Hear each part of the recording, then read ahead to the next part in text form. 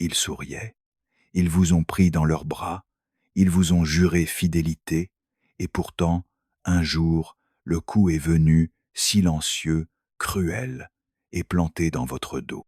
Pourquoi trahit-on ceux qui nous aiment le plus? Carl Jung, le célèbre psychiatre suisse, a exploré cette question mieux que quiconque, et sa réponse n'est pas seulement troublante, elle est profondément humaine. Accrochez-vous, car ce voyage dans les profondeurs de l'âme risque de remuer des souvenirs que vous pensiez oublier. Première vérité, la trahison ne vient pas de l'extérieur, elle naît dans le cercle intime. C'est là, parmi ceux que vous avez aidés, protégés, aimés, que le poignard surgit. Ce n'est pas juste un chagrin, c'est un séisme intérieur. Vous perdez confiance dans les autres. Oui, mais aussi en vous-même.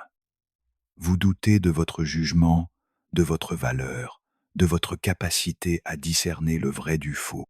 Et ce doute peut durer une vie entière. Mais Jung ne voyait pas la trahison comme un simple acte de méchanceté.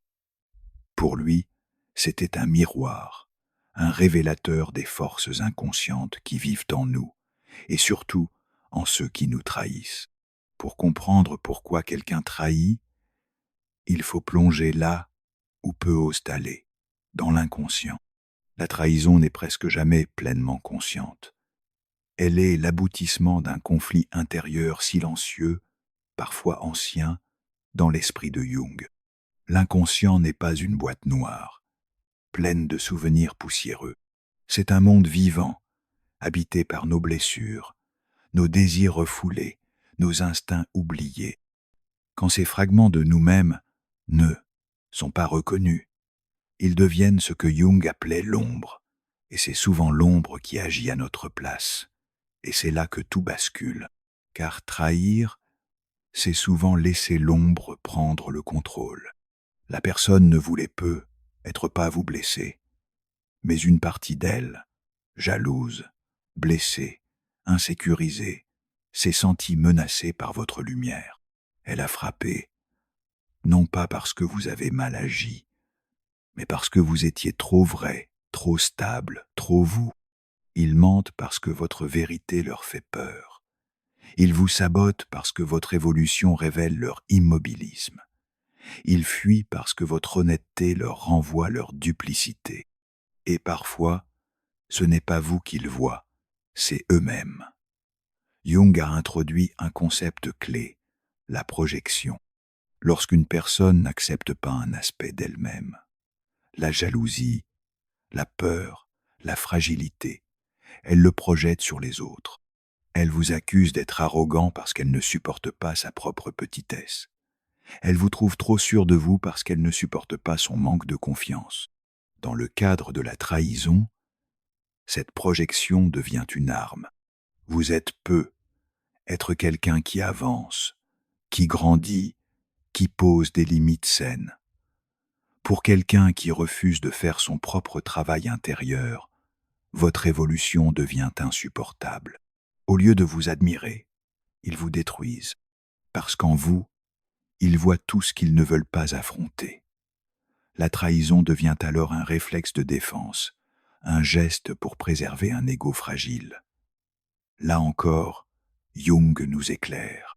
Il parlait de ce combat entre le moi, notre identité consciente, et le soi, la totalité de notre être. Quand une personne vit uniquement à travers son ego, sans intégrer ses failles, elle devient cassante. Elle vit dans la peur d'être vue comme inférieure. Et que fait-on lorsqu'on se sent menacé? On sabote, on ment, on fuit, non pas toujours par cruauté, mais pour protéger une image de soi construite sur du sable. Ce n'est pas votre bonheur qu'ils veulent détruire, c'est leur malaise qu'ils veulent apaiser. Voici une vérité que j'aimerais que vous reteniez. Ma lumière n'est pas une menace, c'est un guide. Écrivez cette phrase dans les commentaires, que chacun de nous se rappelle qu'il n'a pas à s'excuser d'être ce qu'il est et rester avec moi. Car dans la prochaine partie, nous allons explorer comment transformer la blessure de la trahison en une renaissance intérieure.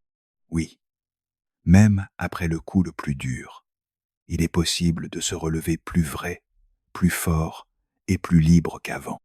Carl Jung disait « Les gens feront n'importe quoi, aussi absurde soit-il, pour éviter de faire face à leur propre âme. Et parfois cette absurdité s'appelle trahison. Avant même le geste, chez ceux qui trahissent, une bataille fait rage en silence. D'un côté, leur part lumineuse, celle qui vous admire. De l'autre, leur ombre, blessée, jalouse, rançonnière. Et quand l'ombre prend le dessus, elle ne frappe pas par justice, mais par peur. Elle choisit la trahison comme ultime moyen de fuir une vérité trop douloureuse. Plus une personne porte de traumatismes non résolus, plus son ombre risque de dominer. Grandir dans un climat où l'amour est conditionnel, où la confiance est brisée, où la valeur personnelle n'est jamais reconnue, crée une fragilité intérieure extrême. Dans ce contexte, l'intimité devient un terrain miné. Recevoir un amour sincère ou une connexion profonde active un signal d'alerte dans leur système nerveux. Ce n'est pas logique. Mais pour leur psyché blessée, c'est une question de survie. Trahir devient un mécanisme de contrôle. Et parfois, la seule chose que vous avez faite pour mériter la trahison, c'est exister. C'est injuste, mais vrai. Votre paix intérieure peut réveiller leur chaos. Votre bonheur reflète leur mélancolie. Votre authenticité souligne leur masque. Vous êtes un déclencheur, pas un coupable. Leur jalousie, leur culpabilité, leur honte, tout remonte à la surface, au contact de ce que vous incarnez. Jung ne disait pas cela pour excuser les actes, mais pour comprendre la scène invisible dans laquelle ils prennent racine. Et c'est là que réside un pouvoir immense. Comprendre que la trahison ne parle pas de votre valeur, mais de leur guerre intérieure. Cette vérité ne répare pas la blessure, mais elle vous libère du poids du doute. Vous avez peu être remarqué, ceux qui trahissent agissent parfois comme si rien ne s'était passé. Ils disparaissent, ils vous évitent, ou pire, ils vous accusent de les avoir blessés. Ce n'est pas toujours du narcissisme. C'est souvent une forme de dissociation. Selon Jung, quand l'action d'une personne contredit l'image qu'elle a d'elle-même, sa psyché se scinde. Une partie agit, l'autre nie. C'est ainsi qu'un traître peut continuer à croire qu'il est une bonne personne. Et c'est aussi pourquoi l'aveu ou les excuses ne viendront peu, être jamais, parce qu'admettre la trahison, ce serait regarder leur ombre en face. Et pour certains, c'est insupportable. Il y a une ironie cruelle dans tout cela. Ceux qui trahissent ne choisissent pas les plus dangereux, mais les plus sûrs. Pas les tyrans, mais les âmes douces. Pas ceux qui les dominent, mais ceux qui les soutiennent. Pourquoi ? Parce qu'au fond, ils savent que vous encaissera. Vous porterez la douleur. Vous chercherez un sens. Vous pardonnerez peu, être, et leur ombre, aussi désorganisée soit-elle, calcule. Tu es une cible plus facile que moi-même. Jung dirait que ce n'est pas un choix rationnel, mais un réflexe de survie névrotique. L'inconscient ne cherche pas ce qui est juste, mais ce qui soulage la tension. Et si trahir vous libère temporairement du poids intérieur, alors l'acte est lancé. Alors que faire de tout ça? Comprendre ne signifie pas pardonner tout, mais cela vous rend votre clarté. Voici ce que Jung vous inviterait à retenir. Vous n'avez pas causé leur désordre intérieur. Vous l'avez peu, être déclenché, mais il était là bien avant vous. La trahison révèle leurs limites psychologiques, pas les vôtres. Vous étiez le miroir, pas le problème. La façon dont ils vous ont trahi raconte tout sur leur monde intérieur. S'ils ont été discrets, ils fuient. S'ils ont été cruels, ils se détestent. Chaque comportement est un symptôme, un cri inconscient, car au fond, Trahir n'est pas tant un choix qu'une défaillance, celle de ne pas savoir aimer sans se perdre. Et si la trahison avait un battement de cœur, ce serait l'envie, pas la haine, pas même la vengeance. L'envie, c'est cette émotion sournoise qui s'infiltre sans bruit. Elle ne crie pas, elle n'éclate pas, elle s'insinue. Et quand vous envoyez les signes, souvent, il est déjà trop tard. Jung ne voyait pas l'envie comme une simple jalousie.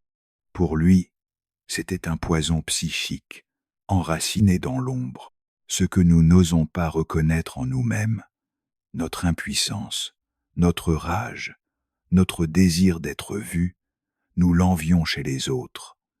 Et parfois, cette envie devient insupportable.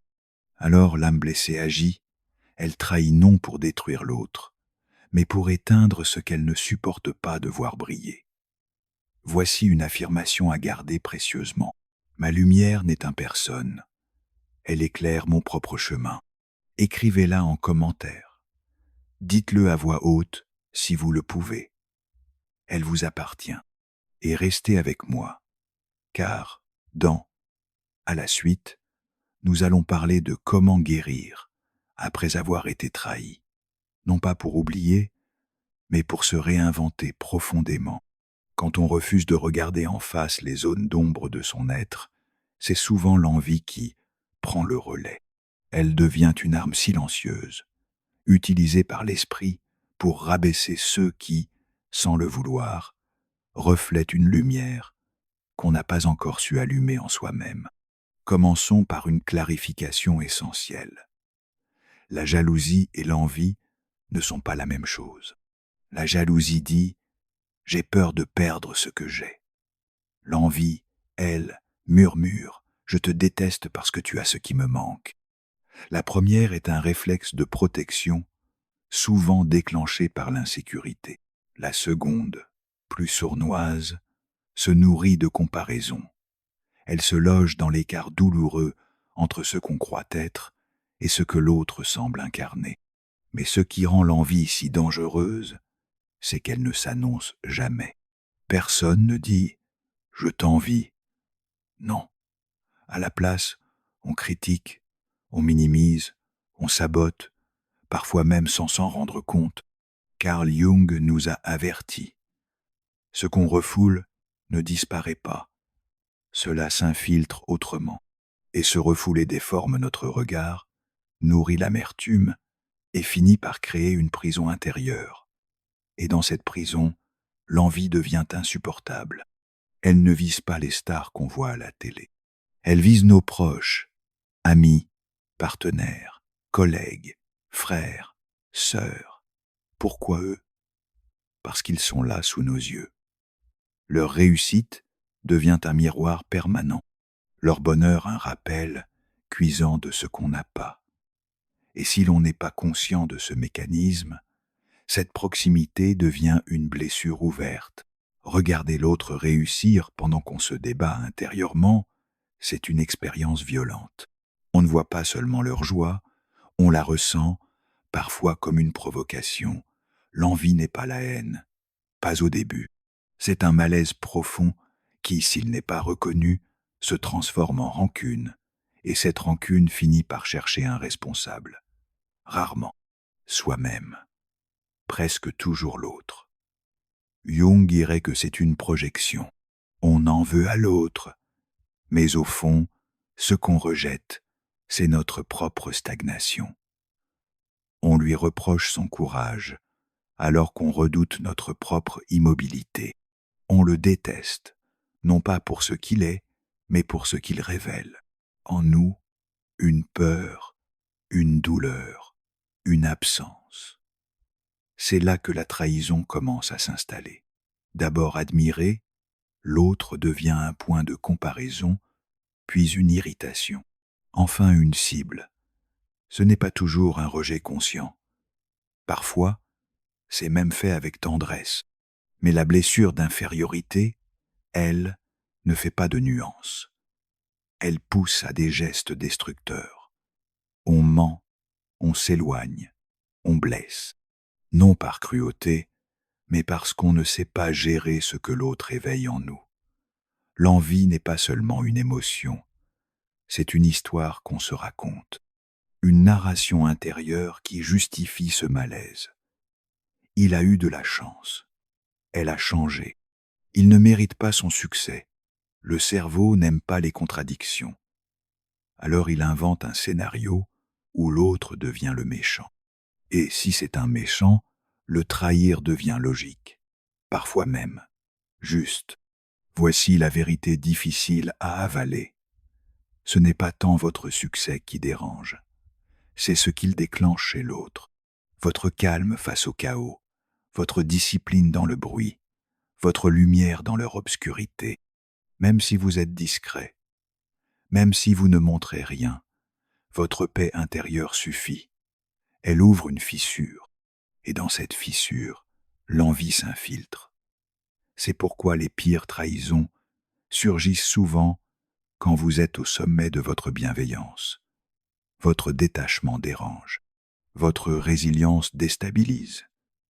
Et au lieu de s'élever à votre hauteur, certains préfèrent vous tirer vers le bas, non pas parce qu'ils sont mauvais, mais parce qu'ils se sentent écrasés par leur propre impuissance.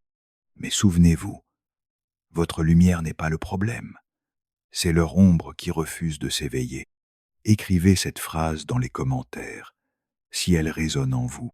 Et dans un monde où les blessures cachées guident tant d'actions, prendre conscience de ce processus, c'est déjà commencer à le guérir. Ils diront que vous n'avez jamais été un vrai ami, que vous vous croyez supérieur, que vous les avez utilisés, abandonnés. Et pourtant rien de tout cela n'est vrai, mais dans leur esprit, cela semble réel. Pourquoi? Parce qu'ils ont bâti, sans le savoir, une prison psychologique faite d'envie et d'illusions. Carl Jung nous avertissait. Ce qu'on refuse de reconnaître en nous ne disparaît pas. Au contraire, cela prend racine. L'envie, lorsqu'elle est niée, ne se dissipe pas. Elle couve, elle enfle, et tôt ou tard, elle explose sous forme de colère. Pourquoi ne l'avez-vous pas vu venir? Parce que l'envie ne frappe jamais à la porte. Elle entre déguisée. Souvent, elle porte un masque amical. Elle applaudit vos victoires, en public. Mais dans l'ombre, elle se tait. Elle critique doucement. Elle sourit à vos réussites, mais s'éloigne dès que vous vous élevez un peu trop. Et c'est justement pour cela que la trahison fait si mal. Elle ne vient pas de l'ennemi, mais de celui en qui vous aviez foi. Jung nous dirait que l'ombre a 1000 visages, et ceux qui n'ont jamais osé regarder leurs blessures émotionnelles en face sont souvent ceux qui portent le plus beau masque. L'envie vit dans le noir, et elle frappe toujours quand vous êtes le plus fragile ou le plus lumineux. Plongeons un peu plus dans l'esprit du traître envieux. Dans la majorité des cas, il ne se lève pas un matin en décidant de vous faire du mal. Il ne se voit pas comme le méchant. Non, dans son récit intérieur, il est la victime. Jung expliquait que chacun vit selon une mythologie personnelle, une histoire qu'on se raconte pour donner un sens à sa vie. Si cette personne se voit comme malchanceuse, ignorée ou rejetée, alors vous voir vous épanouir crée un conflit intérieur. Et pour apaiser ce conflit, elle réécrit l'histoire. Dans cette version, vous devenez l'obstacle. Vous êtes la cause de son mal, être. Et la trahison, elle devient l'apogée de ce récit déformé. Pas une vengeance, une nécessité émotionnelle pour rétablir l'équilibre à ses yeux. Mais parfois, les signaux sont là, discrets mais réels. Des comparaisons constantes, des compliments qui piquent, des absences qui coïncident avec vos réussites, une petite rivalité dans les conversations. Jung insistait. La conscience est la première étape de la guérison. Ce que l'on voit clairement ne peut plus nous manipuler. Ce qui reste dans l'ombre, en revanche, finit par nous surprendre. Alors, que faire quand l'envie se transforme en trahison? Premièrement, ne tentez pas de réparer. La personne ne cherche pas des explications. Elle a besoin d'un face avec elle-même, pas avec vous. Deuxièmement, ne vous rapetissez pas. Il est temps de devenir plus discret, plus doux, plus acceptable. N'y cédez pas. Votre lumière n'est pas à blâmer. Troisièmement, faites un travail intérieur. Demandez-vous, qu'ai-je ignoré? Quelles limites ai-je omis de poser? La lucidité est votre meilleur allié. Et quatrièmement, coupez le lien énergétique. La trahison crée une empreinte psychique. Le pardon n'est pas faiblesse. C'est un acte de libération, pas pour les ramener, mais pour vous libérer. Et puis, il y avait ces signes, n'est-ce pas? Les plaisanteries trop acérées, le silence après vos bonnes nouvelles, les sourires figés, les petites absences qui, mises bout à bout, forment une fuite. La vérité ne tombe jamais du ciel. Elle émerge lentement, nourrie par une rancune souterraine. Une rancune que Jung attribuait à une force profonde. Le soi caché, l'ombre. Selon Jung, chacun de nous porte une part d'ombre. Et plus cette ombre est rejetée, plus elle devient sombre. Elle ne contient pas que des défauts. Elle cache aussi nos envies interdites, notre puissance refoulée, nos élans bruts d'humanité. Elle contient tout ce qu'on a étouffé pour être aimé, accepté, toléré, la colère, l'ambition, la sexualité, l'orgueil, la jalousie, même notre potentiel. Rien de tout cela n'est mauvais. Ce n'est pas démoniaque. Ce n'est pas notre pire moi. C'est juste ce que nous avons appris à enterrer. Et ceux qui y sont enterrés cherchent toujours un moyen de ressurgir. Plus vous vous autorisez à vous connaître, plus vous êtes libre. Écrivez cette phrase dans les commentaires si vous sentez que votre ombre aussi a besoin d'espace. Imaginez, ceci, vous êtes dans une relation d'amitié ou d'amour avec quelqu'un qui vous admire, en surface. Il vous encourage, vous sourit, partage vos réussites. Mais au fond, un autre sentiment grandit, silencieux, l'envie, pas celle qu'on admet facilement. Non, celle qui se cache derrière des gestes généreux, des compliments bien placés, des silences un peu trop longs après vos victoires. Cette personne s'est construite une image d'elle-même, généreuse, modeste, toujours là pour les autres. Mais cette façade exige un prix. Et ce prix, c'est l'étouffement d'une douleur profonde, le sentiment d'être invisible, oublié, moins que rien.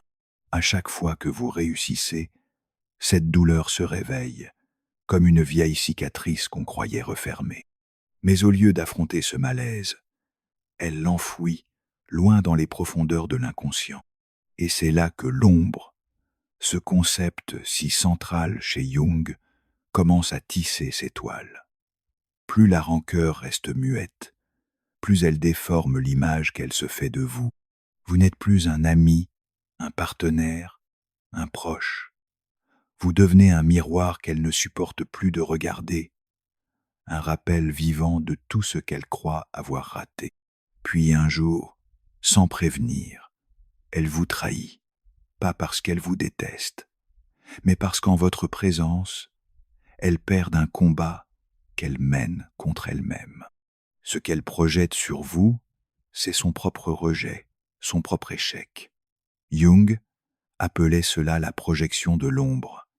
Une personne ne vous voit pas tel que vous êtes. Elle vous voit comme un écran sur lequel elle projette ses conflits non résolus.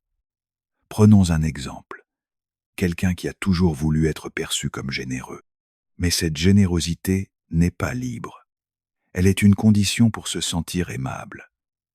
Au fond, cette personne est en colère de devoir tant donner pour mériter l'amour.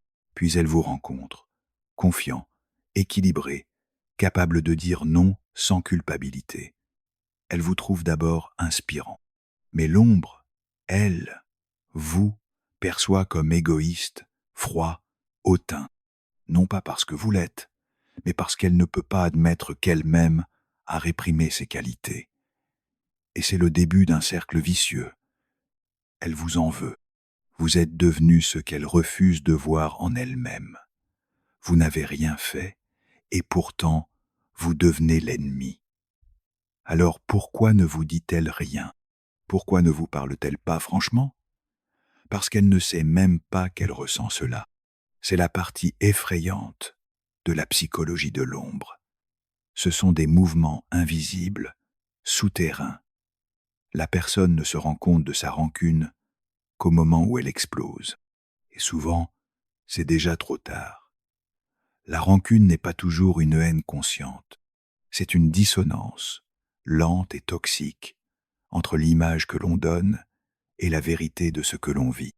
Si votre simple présence réveille en quelqu'un sa jalousie, ses rêves abandonnés, ses blessures de l'enfance, il ou elle ne vous remerciera pas pour ce miroir.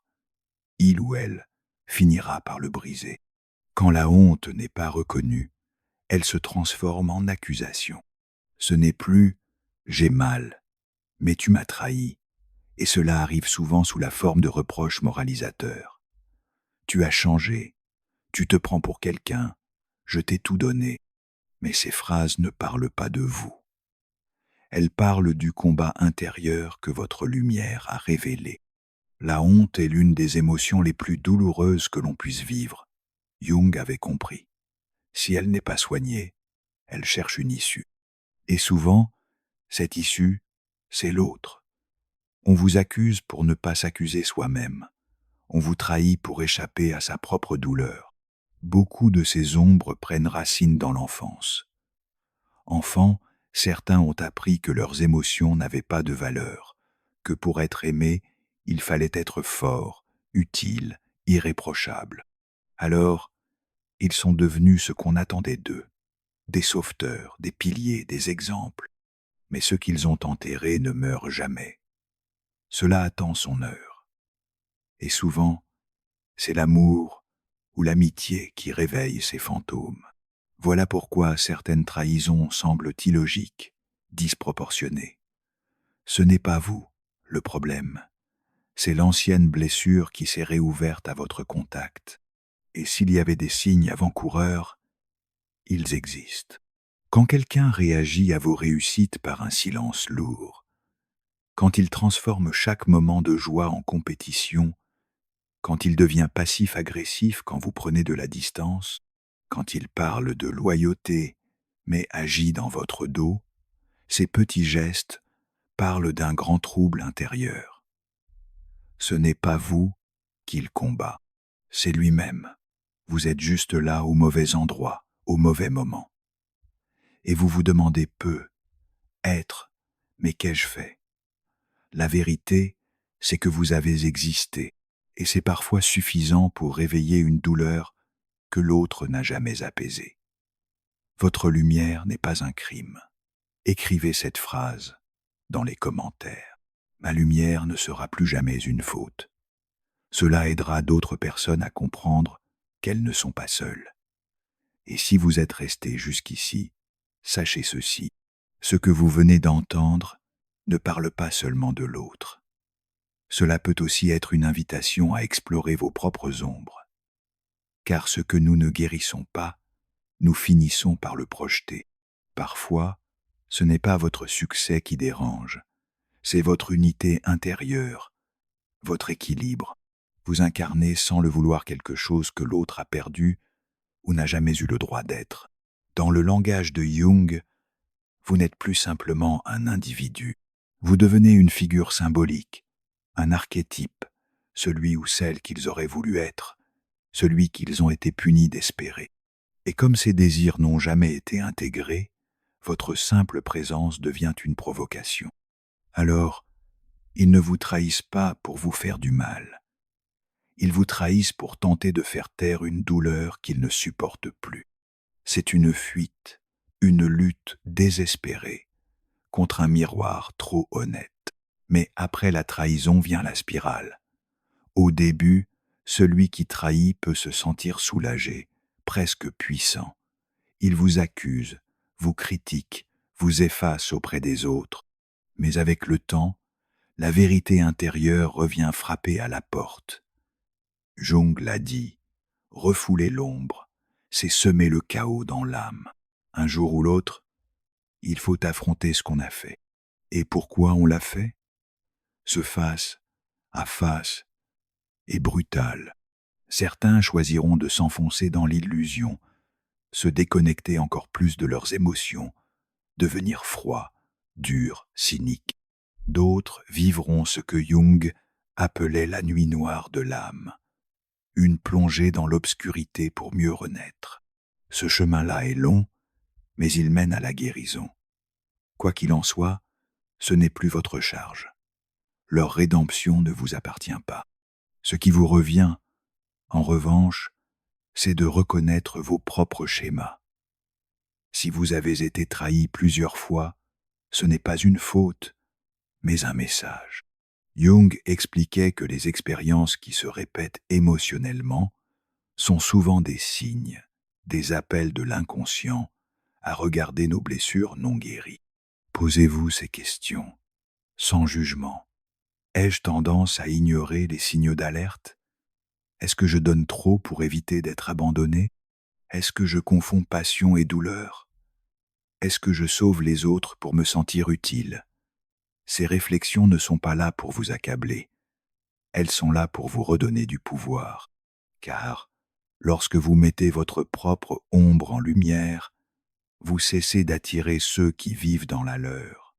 Mais comment se protéger sans se fermer? Après une trahison, le réflexe est souvent de bâtir des murs, de ne plus faire confiance, de se blinder. Mais se blinder, ce n'est pas guérir, c'est fuir. Jung n'aurait jamais conseillé d'éviter l'ombre. Il aurait encouragé à l'apprivoiser. Cela signifie reconnaître en soi la colère, la jalousie, le ressentiment. Cela veut dire écouter son intuition, poser des limites saines, observer les actes plus que les paroles. Et surtout, cela veut dire apprendre à faire la paix avec ses propres zones d'ombre, pour que jamais plus celles des autres ne prennent le contrôle de votre vie. Voici une vérité douce mais puissante. Je suis assez forta pour regarder mon ombre sans en avoir peur. Écrivez cette phrase dans les commentaires. Elle pourrait aider quelqu'un qui traverse l'obscurité, et ce n'est pas fini. Car parfois, la trahison n'est pas un acte de cruauté, mais un acte de désespoir. Une manière pour quelqu'un de briser son propre cœur et d'embarquer le vôtre dans la chute.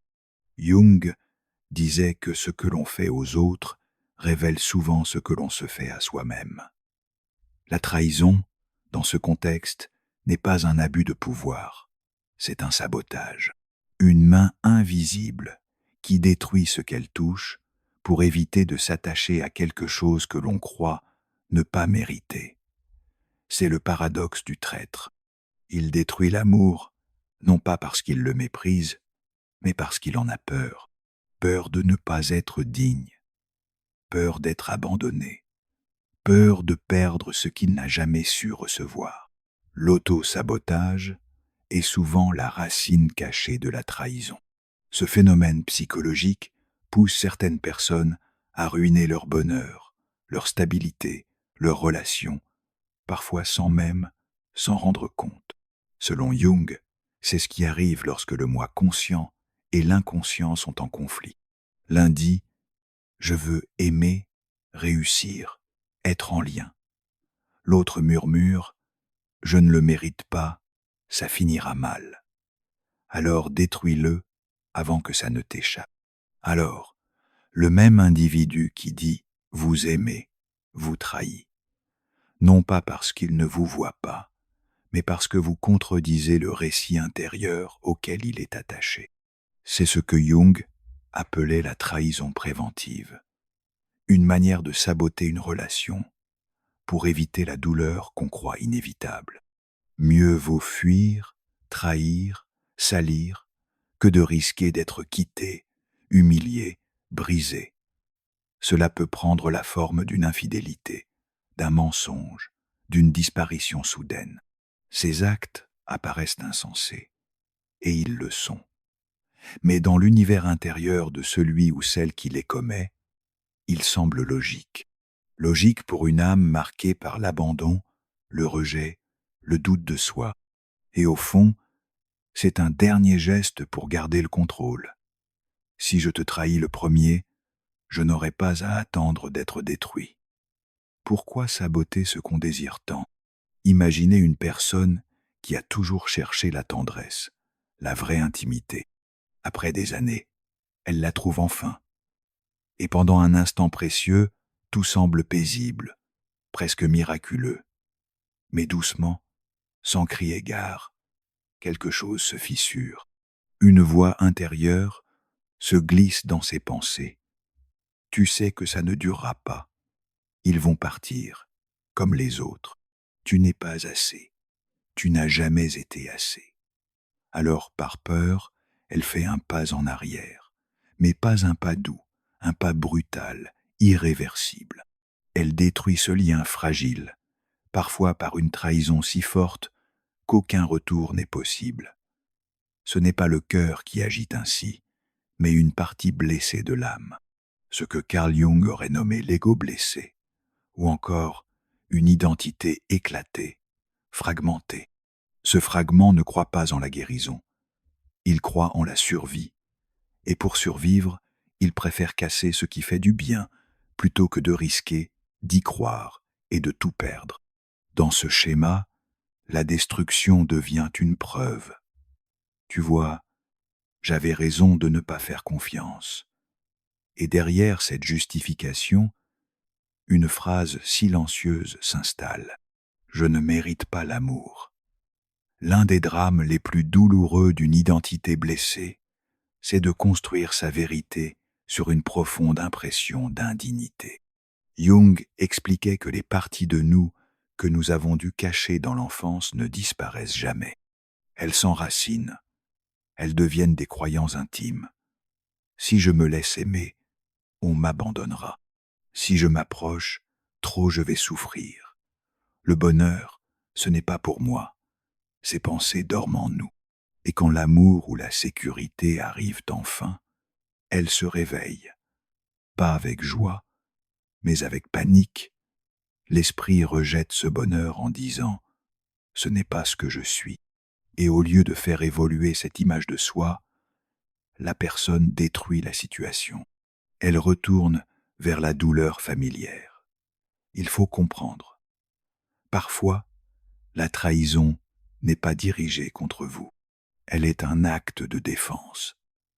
La personne ne protège pas son avenir, mais son passé, son identité abîmée. Un autre moteur de l'auto-sabotage, c'est la peur d'être vu tel qu'on est vraiment. Si une personne porte en elle des secrets, des blessures, des dépendances ou une honte enfouie, alors l'intimité devient menaçante. Pourquoi? Parce que l'amour véritable nous met à nu.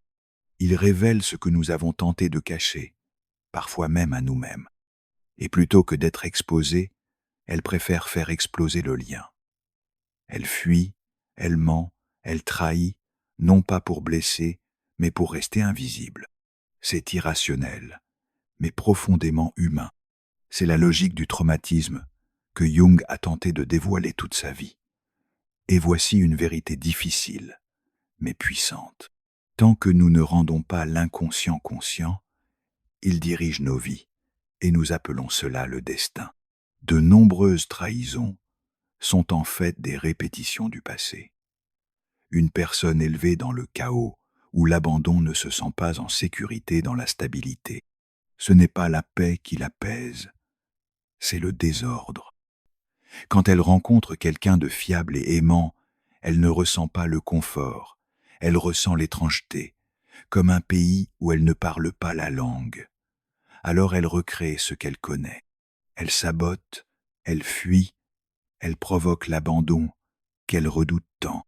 Et vous, vous restez là, le cœur en morceaux, à vous demander « Qu'est-ce que j'ai fait de mal ?» Et pourtant, Au moment même où cette personne vous trahit, elle se trahit aussi. Elle renie cette partie d'elle qui avait commencé à croire à une autre vie. Elle fait taire la voix de l'espoir. C'est là le drame. Ce n'est pas juste une relation qui s'effondre, c'est un futur qui est refusé. Le passé, encore, une fois, prend le dessus. Ne soyez pas surpris si cette personne disparaît sans un mot, si elle nie, si elle ne demande jamais pardon. C'est le mécanisme de défense de l'ombre, ce que Jung appelait l'autre visage de l'âme. Regarder cette ombre en face, c'est comme se voir dans un miroir brisé, et peu de gens y sont prêts. Alors ils fuient, ils accusent, ils déforment l'histoire pour ne pas avoir à affronter leur propre reflet. Comment réagir face à cela? Ne le prenez pas personnellement. C'est leur combat intérieur, pas une preuve de votre valeur. N'essayez pas de les sauver. Vous ne pouvez pas réparer quelqu'un qui ne veut pas changer, surtout si c'est vous qui l'a blessé. Quand on pleure, ce qui aurait pu être, il y a une douleur que l'on tait souvent, celle du futur, qu'on n'aura jamais. Ce moment où l'on réalise que la relation n'est pas seulement perdue, mais que tout ce qu'elle aurait pu devenir s'est envolé aussi. Ce deuil-là est réel, et il mérite d'être honoré. Alors, prenez un moment, laissez couler les larmes si elles viennent. Ce n'est pas de la faiblesse, c'est un acte d'amour pour ce que vous avez espéré. Puis tournez le regard vers vous-même, pas pour chercher des fautes, mais pour explorer. Qu'est-ce que cette expérience a réveillé en moi? Quel schéma intérieur cherche-t-elle à se faire entendre? Ne cherchez pas la fermeture dans les mots de l'autre. Elle ne viendra peu, être jamais. La véritable clôture, c'est celle que vous offrez à votre propre cœur. Comprendre que vous n'avez pas provoqué cette trahison. Vous avez seulement été un miroir dans l'histoire inachevée de quelqu'un d'autre. Pourquoi ce genre de relation semble-t-il se répéter? Si vous avez été blessé par des personnes brisées, il se peut qu'un fil invisible relie toutes ces histoires. Un modèle inconscient. Jung vous inviterait à l'examiner avec lucidité. Avez-vous été attiré par la souffrance, en croyant pouvoir la réparer? Pensez-vous que votre amour peut guérir l'autre? Confondez-vous le chaos avec la passion? Acceptez-vous la trahison comme une norme, parce que c'était la norme dans votre passé? Ce sont des questions difficiles, mais elles sont essentielles. Car si vous ne pouvez pas empêcher les autres de vous blesser, vous pouvez, en revanche, arrêter de rejouer les mêmes scénarios. Une fois que vous voyez le motif, vous n'en êtes plus prisonnier. La trahison n'est pas un simple acte, c'est un message. C'est le cri silencieux d'une âme en conflit, d'un passé non résolu, d'un inconscient qui cherche à s'exprimer. Jung l'a dit autrement. Les gens ne détruisent pas ce qu'ils aiment. Ils détruisent ce qu'ils croient ne pas mériter. Alors, si quelqu'un vous a trahi, sachez-le bien. Vous n'étiez pas trop aimant. Vous n'étiez pas trop ouvert. Vous n'étiez pas naïf.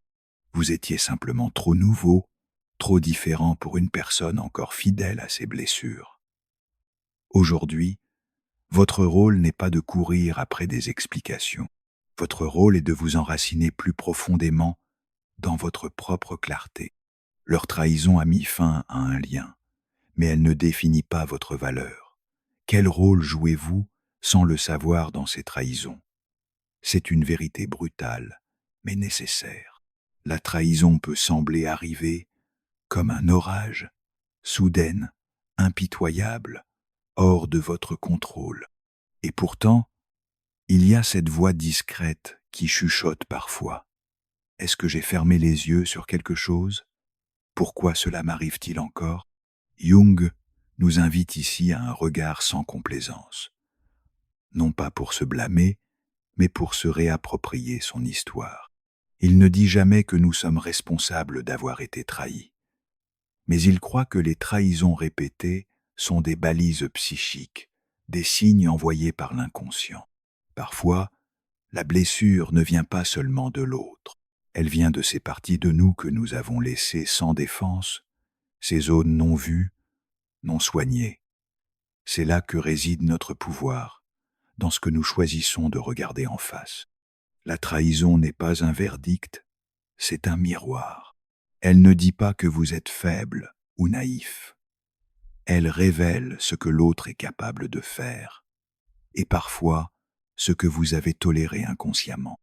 Jung dirait, si vous êtes attiré encore et encore par des relations qui vous blessent, ce n'est pas que vous êtes difficile à aimer, c'est que certains schémas de votre passé vivent encore en vous.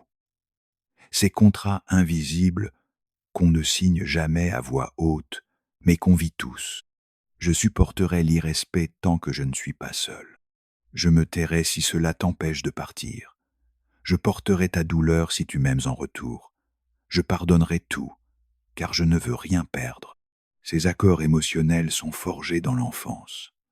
Un parent distant, un foyer instable, un amour conditionnel. Alors, plus tard, quand la trahison frappe, elle ne choque pas tant qu'eux. Ça, parce qu'elle est familière. Et le psychisme humain choisit toujours la familiarité, même si elle est toxique. Jung appelait cela la compulsion de répétition, la tendance à recréer encore et encore la même blessure, dans l'espoir, secret de, cette fois, la guérir. Mais au lieu de guérir, on saigne à nouveau. Parfois, les signaux étaient là, mais on les a ignorés, ce moment où ils ont évité de prendre leurs responsabilités. Cette blague qui vous a diminué, cette incohérence qui vous a laissé inquiet. Votre intuition l'a senti, mais votre conditionnement l'a fait taire. Pourquoi? C'est ce que nous explorerons dans la suite. Mais avant cela, laissez-moi vous offrir cette phrase. Je mérite des relations qui ne me demandent pas de me trahir pour rester aimé.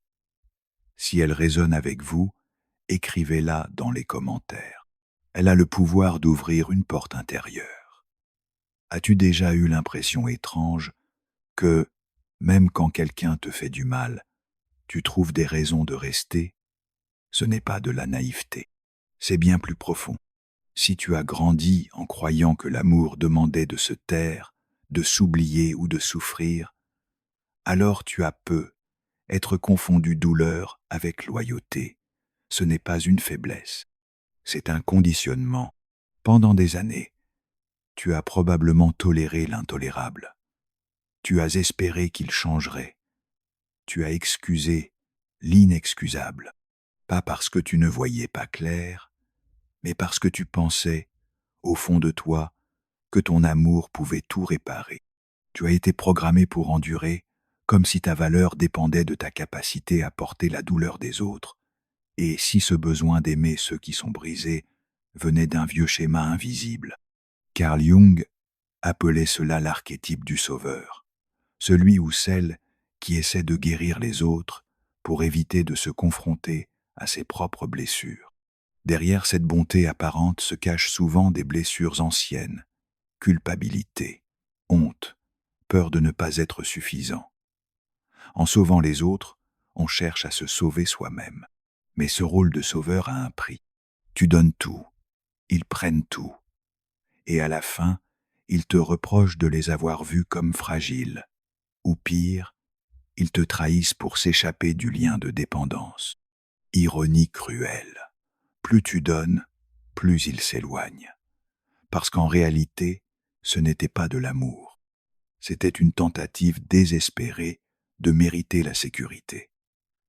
Tu restes, parfois, non pas parce que tu es faible, mais parce qu'une partie de toi cherche à guérir l'histoire. Tu crois, en aimant assez fort, pouvoir changer le final. Mais voilà le piège. Tu essaies de transformer l'ombre de l'autre avec ton amour, alors que la seule ombre que tu peux vraiment transformer, c'est la tienne. Jung a écrit que notre inconscient nous pousse parfois vers la souffrance, non pas parce qu'on aime la douleur, mais parce qu'on cherche à guérir. C'est le besoin de réécrire une fin différente à un vieux chapitre. Mais attention, si tu crois quelque part en toi que tu n'es pas digne, que l'amour finit toujours par partir, alors ton esprit va inconsciemment recréer ces mêmes situations. Pas par masochisme, mais par besoin de cohérence.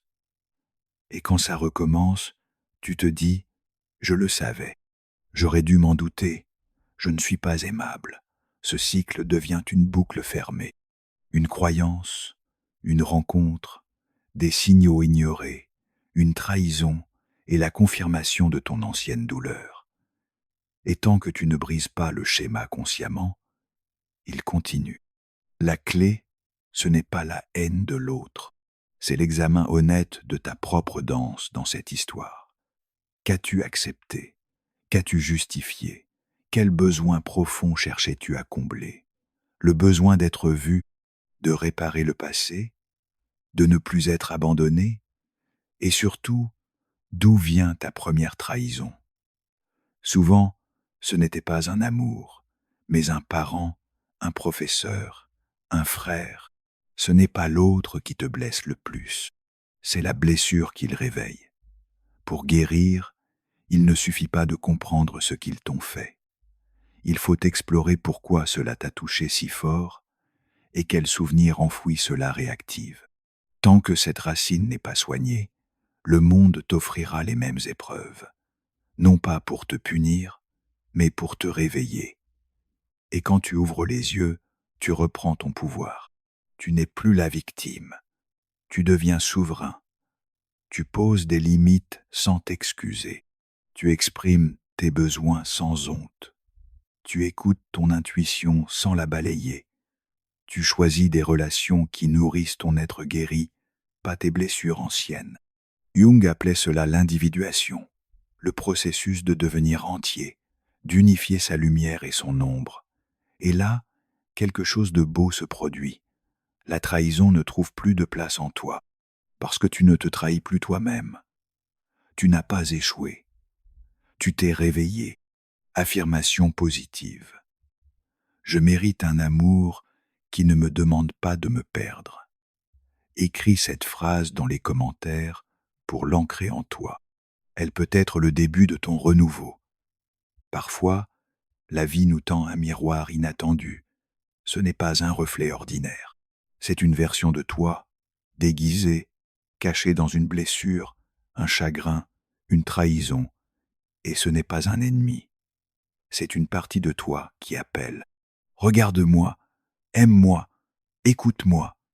Alors non, ne te blâme pas d'avoir fait confiance.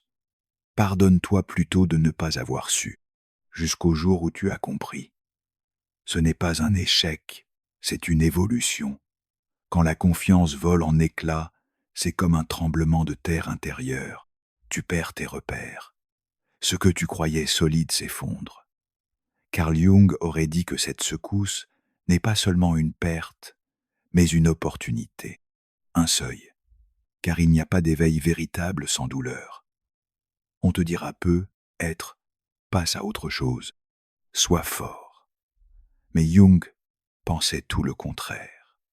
Pour lui, la vraie guérison naît de l'écoute profonde de la douleur, pas pour la fuir ni l'oublier, mais pour en extraire la vérité. Car derrière la souffrance se cache un message de l'âme. Il est temps de te retrouver. Et c'est là que commence la vraie guérison. Elle ne concerne pas seulement la personne qui t'a trahi. Elle concerne les parties de toi que tu as oubliées en cours de route, celles que tu as mises de côté pour être aimé, pour être choisi, pour ne pas être seul. Première étape, ne pas chercher des explications, mais ressentir. Après une trahison, ton esprit tourne en boucle. Pourquoi? Qu'est-ce que j'ai loupé? Est-ce que c'était réel? Jung nous inviterait à quitter l'analyse pour entrer dans le corps. Où la douleur s'installe-t-elle? Quelles images remontent? Quelles émotions as-tu mises de côté depuis des années? La tristesse? La rage? La honte? Laisse-les remonter. Donne-leur enfin un espace, car tout ce que tu refuses de sentir devient un poids dans l'ombre de ton esprit. Et ce poids te dirige, sans que tu le saches. Le seul moyen de l'intégrer, c'est d'accepter qu'il existe. Deuxième étape, explorer ton ombre. L'ombre, chez Jung, ce sont toutes les parts de toi que tu caches, que tu juges ou que tu rejettes. La trahison réveille souvent 3 blessures, celle de l'abandon ancien, celle de la vérité sur l'autre et sur ton rôle dans le lien, et celle des émotions interdites. Tu as peu être appris que la colère, le besoin, la vulnérabilité étaient tes faiblesses. Ce sont pourtant des clés. Prends un carnet, écris, pas pour te corriger, mais pour te révéler. Qu'as-tu appris sur toi grâce à cette rupture? Quelle blessure profonde a été touchée? Quel masque as-tu porté? Le gentil, le sauveur, le silencieux? Ce n'est pas une faute, c'est une vérité qui émerge. Troisième étape, changer ton histoire intérieure. Nous vivons tous avec des récits hérités. Je ne suis pas assez bien. Je suis toujours abandonné. Je mérite ce qui m'arrive. Mais ce ne sont pas des vérités. Ce sont des cicatrices. Et tant que tu ne les réécris pas, elles deviennent ton destin. Alors transforme ces phrases. Au lieu de « je ne suis pas digne », dis-toi « j'ai aimé », sincèrement. Cela fait de moi quelqu'un de courageux. Au lieu de « je suis naïf », dis « j'ai cru en quelqu'un et je peux croire en moi à présent ». Chaque mot nouveau reconstruit ton monde intérieur et peu à peu ton être tout entier change. C'est ça, l'individuation selon Jung, l'alignement entre qui tu es profondément et ce que tu vis consciemment. Quatrième étape, reconnaître les rôles inconscients. La trahison révèle les archétypes que tu jouais sans le savoir. L'enfant blessé qui attend d'être choisi, le martyr qui donne sans compter, l'amoureux qui confond douleur et passion, le sauveur qui choisit les écorchés pour exister, l'exclu qui s'attend toujours à être rejeté. Et si tu te reconnais dans ces rôles, ce n'est pas pour te juger, c'est pour te libérer. Ce n'est pas toi, c'est un masque que tu as porté pour survivre. Aujourd'hui, tu peux en changer. Ajoute important, il est possible que cette trahison t'ait arraché quelque chose, mais elle t'a aussi ouvert la voie vers quelque chose d'inestimable, ton toi entier. Ce moment douloureux n'est pas la fin de ton histoire. C'est peu être le moment où tu commences, enfin, à écrire la tienne. Affirmation positive. Je choisis de ne plus me trahir pour être aimé. Écris-la en commentaire si tu veux l'ancrer dans ta réalité. Tu n'as pas été brisé. Tu es en train de te révéler. Avez-vous déjà joué un rôle dans une relation sans même vous en rendre compte? Ce rôle, ce masque, vous l'avez endossé pour une seule raison. Il semblait plus sûr que de montrer votre vrai visage. Mais ce que vous êtes n'est pas ce personnage.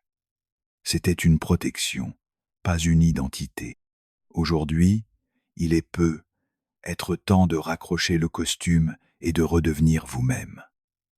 Carl Jung appelait cela revenir à soi. Il pensait que chaque rupture, chaque trahison, chaque effondrement émotionnel était en réalité une porte secrète, une invitation à rentrer chez soi, au plus profond de son être, là où l'ego et les attentes des autres ne dominent plus.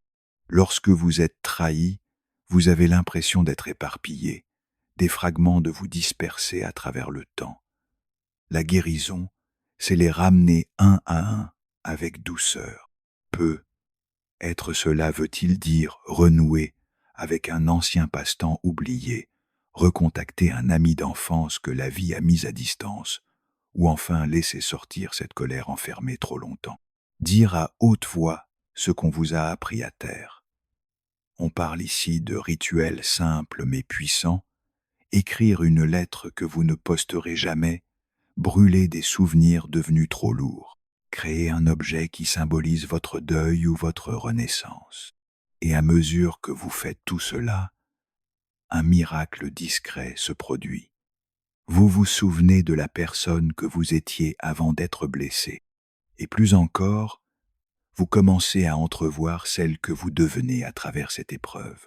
Parce que vous n'êtes pas resté dans la douleur, vous avez décidé d'en sortir. Jung insistait sur le pouvoir du symbole. Ce n'est pas un folklore, c'est une médecine de l'âme. Écrire une lettre à celui qui vous a trahi, la brûler sans l'envoyer, enterrer un objet, peindre votre peine ou votre renaissance. Ces gestes, si petits soient-ils, parlent à votre inconscient. Et l'inconscient, lui, comprend le langage du cœur, pas celui des raisons. Et puis vient un moment clé, le pardon, pas celui qu'on vous a enseigné, pas celui qui absout, l'autre.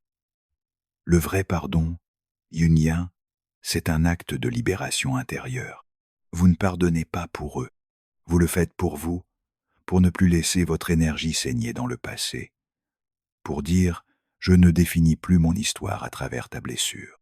Mais il y a un pardon encore plus essentiel, celui que vous vous offrez à vous-même, pour avoir ignoré les signaux, pour être resté trop longtemps, pour avoir fait confiance à quelqu'un qui n'était pas prêt. Ce pardon-là n'est pas une faiblesse, c'est une alchimie. Il transforme la souffrance en force. Il fait d'une fin un commencement, et un jour, vous retombez amoureux d'un autre, ou simplement de la vie. Mais cette fois, quelque chose a changé. Vous ne tolérez plus les signaux d'alarme. Vous osez dire ce que vous ressentez. Vous trouvez la paix dans votre propre compagnie. Vous ne confondez plus le chaos avec l'amour. Vous aimez à partir de votre entièreté, et non plus depuis votre blessure. Et si vous avez le courage, vous pouvez essayer ce que Jung appelait l'imagination active. Un dialogue intérieur, presque sacré. Asseyez-vous, fermez les yeux. Visualisez celui ou celle qui vous a blessé et demandez-lui « Qu'attendais-tu de moi que je ne pouvais pas te donner? Qu'attendais-je de toi que je me suis refusé à voir ?» Ce n'est pas un pardon, c'est une délivrance. C'est écrire la dernière page de cette histoire à l'intérieur de vous. Mais que se passe-t-il si ce schéma se répète encore et encore? Si chaque visage nouveau finit par vous trahir, comme les précédents?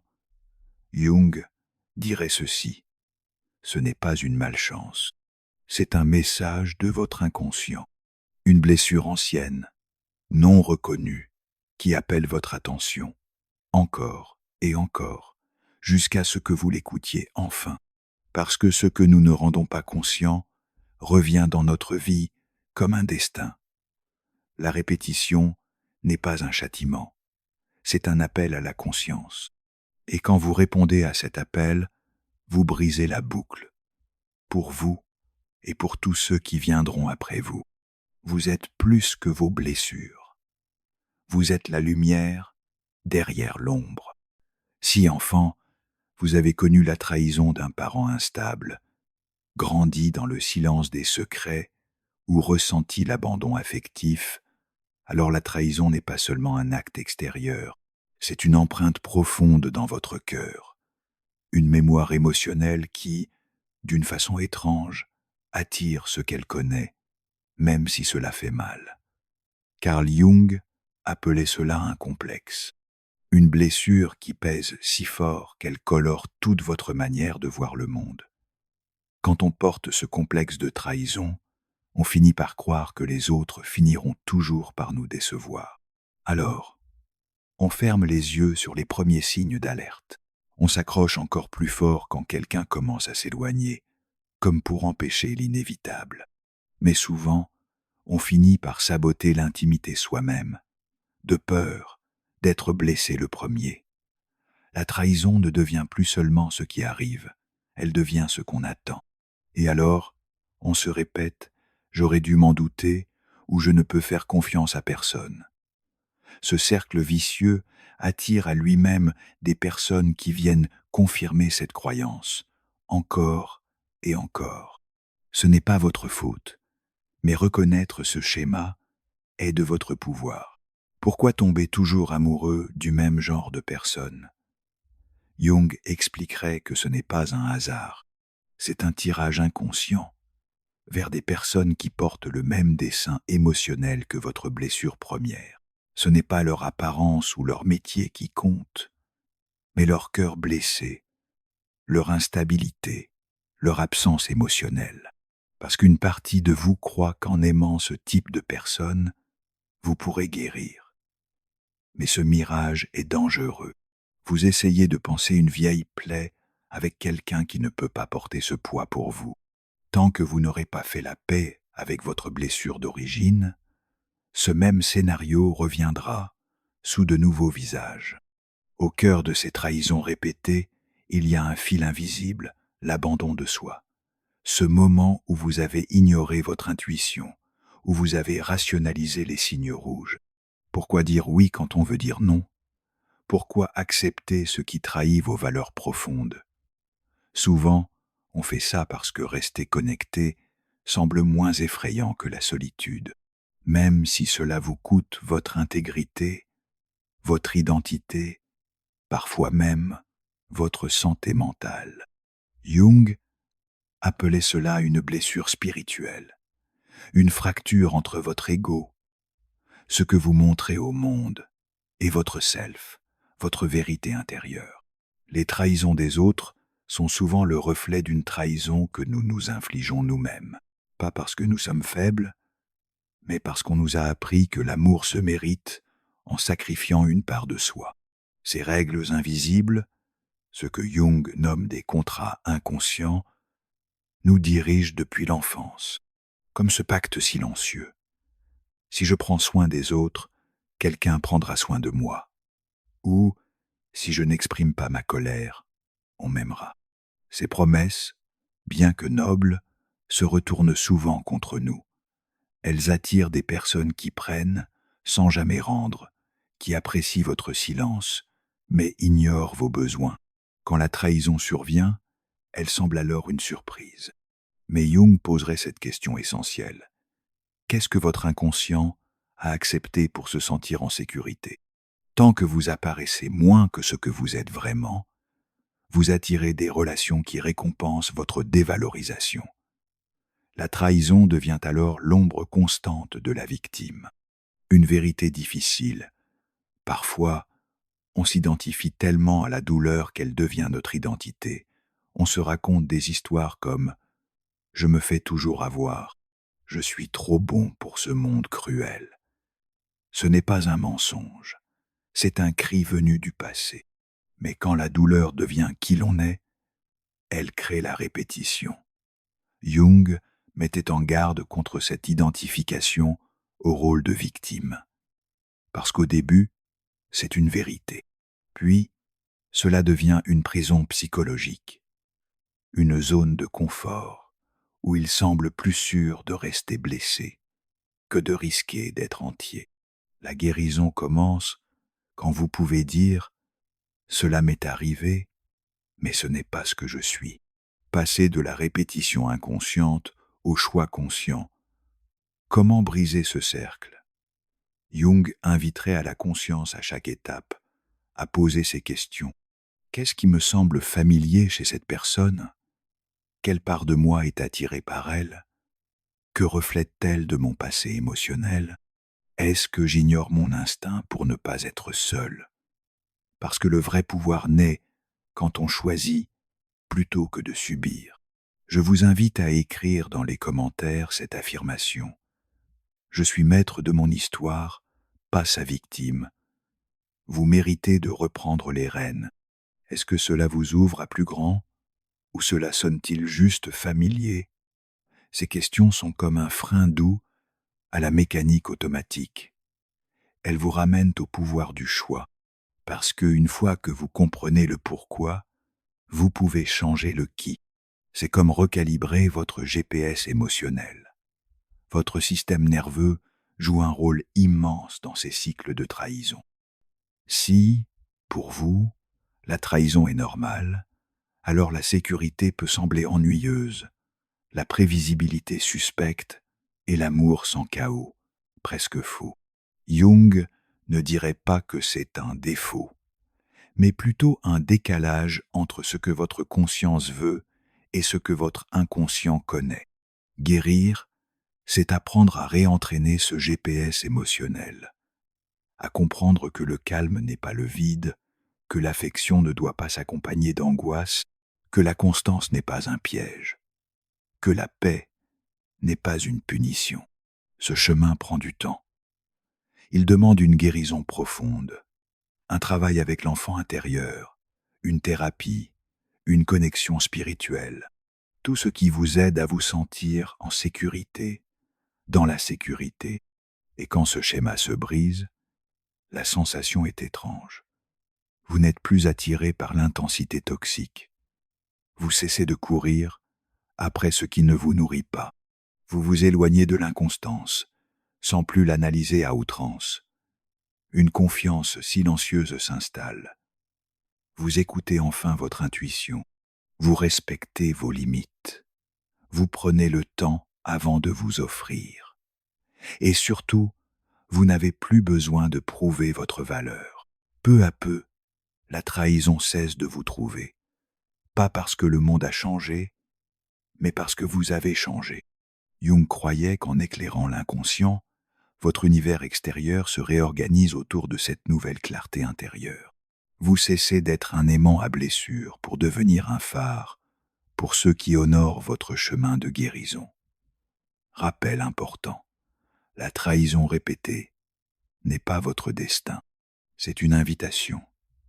Une invitation à plonger plus profondément dans votre histoire, à choisir vos relations avec conscience, à vous faire confiance avec plus de courage. Jung ne nous disait pas d'éviter la souffrance, mais de l'écouter, car en elle se cache la graine de l'éveil. Vous n'êtes pas né pour être trahi, vous êtes né pour devenir entier. Et une fois que vous le réalisez, vous refusez les amours à moitié, les vérités à moitié, le respect à moitié. Dans chaque parcours de guérison, vient un moment où la douleur ne vous définit plus. Elle vous affine. Vous avez pleuré, ressenti la brûlure, remémoré les maux, lutté avec la trahison. Puis, doucement, une lumière perce les fissures d'une pièce longtemps plongée dans l'obscurité. C'est ce moment dont parlait Jung. Celui où la souffrance, si on l'affronte avec conscience, devient le début d'un réveil. Dans tout chaos, il y a un cosmos. Dans tout désordre, un ordre secret. La trahison, aussi destructrice soit-elle, peut devenir la source de votre plus grande clarté, puissance, essence. Mais seulement si vous êtes prêt à évoluer au-delà de la blessure, à devenir une nouvelle personne grâce à elle. Vous ne survivez pas à la trahison, vous la transcendez. Beaucoup pensent que l'opposé de la trahison, c'est la sécurité. Jung dirait que c'est la souveraineté. Quand on vous trahit, on viole votre confiance, on franchit une frontière, et tout votre monde intérieur et extérieur se fissure. Mais si ce bouleversement était nécessaire pour révéler qui vous êtes vraiment, quand la trahison détruit tout, il ne vous reste que vous-même. C'est là que le vrai travail commence. Vous n'êtes plus distrait par les illusions, plus anesthésié par le spectacle, plus séduit par de fausses promesses. Vous voyez les choses telles qu'elles sont, et vous choisissez de reprendre votre pouvoir, non en niant la trahison, mais en devenant plus grand que l'histoire qu'elle a tenté de vous enfermer. L'individuation, la voie jungienne vers la plénitude. Pour Jung, le but ultime n'était pas la perfection, mais l'individuation. Ce processus par lequel on devient entier, en intégrant son ombre, en alignant l'ego avec le self, en vivant sa vérité, et non son traumatisme. Cela signifie arrêter de chercher l'approbation à l'extérieur et commencer à écouter votre autorité intérieure. Après la trahison, cela peut se traduire par ne plus devoir vous justifier auprès de ceux qui ne vous comprennent pas. par poser des limites sans culpabilité, par choisir la paix plutôt que le drame, la vérité plutôt que le confort, l'alignement plutôt que l'attachement, comprendre que l'échec des autres à vous aimer n'est pas un jugement, mais une révélation. L'individuation, ce n'est pas devenir quelqu'un d'autre, c'est se souvenir de qui vous étiez avant que le monde ne vous pousse à vous abandonner. Et la trahison, paradoxalement, dévoile votre guerrier intérieur. La douleur est une enseignante impitoyable, mais fidèle.